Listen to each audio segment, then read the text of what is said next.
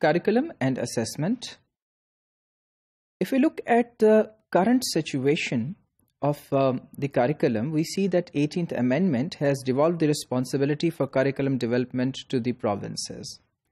Now with that, we see that due to the absence of new legislation and laws, the functioning of the Bureau of Curriculum has been facing hindrances in terms of delivering the outputs. यानी ये devolve तो हो गए जो processes थे सूबों के पास, लेकिन हम ये देखते हैं कि जो Bureau of Curriculum है सूबा सिंध के अंदर, उसको बहुत सी hindrances का सामना है, रुकावटों का सामना है in terms of delivering its outputs.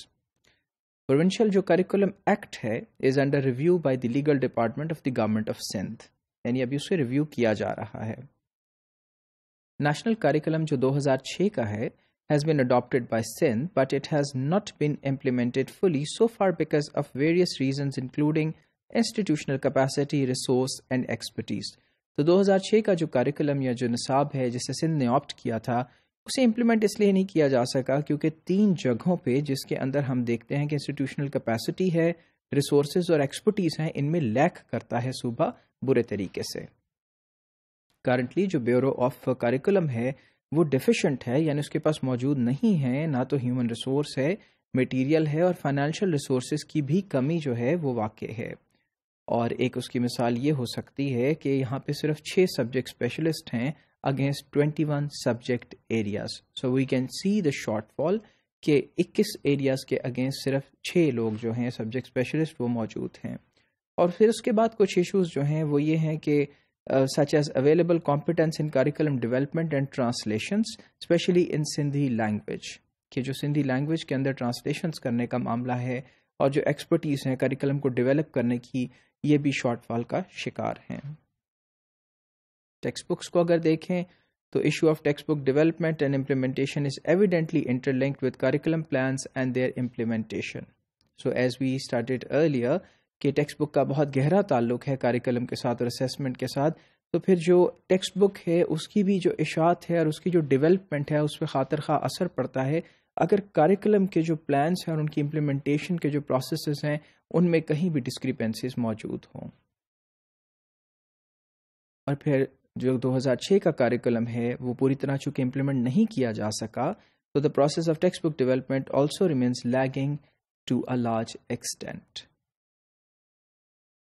और फिर 18th अमेंडमेंट के जो कॉन्स्टिट्यूशनल अमेंडमेंट है उसके कॉन्टेक्स्ट में अगर देखें तो सिंध को अभी have to come up with a comprehensive provincial policy and guideline that could guide the development of textbooks and learning material in the province. So after the 18th amendment अभी सूबा सिंध को ऊपर आना है एक वाज़ेह पॉलिसी लेके curriculum और टेक्स्ट बुक डेवलपमेंट की और इस सारे मामले को जो है वो देखने की और बहुत वाज़ेह खतूत पे उस्तवार करने की ज़रूरत जो है वो नज़र आती है.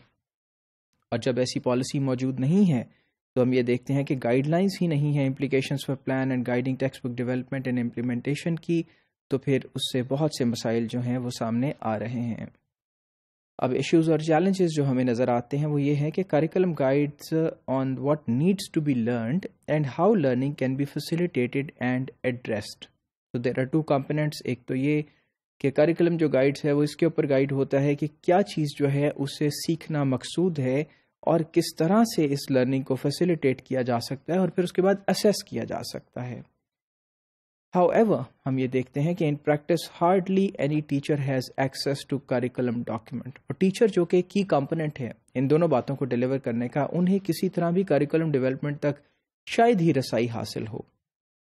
The access is further limited by the language barriers and also lack of conceptual skills to interpret the curriculum. एक तो language barriers भी मौजूद है और फिर conceptual skills भी कम हैं कि curriculum को understand किया जाए और उसको interpret किस तरह किया जाए.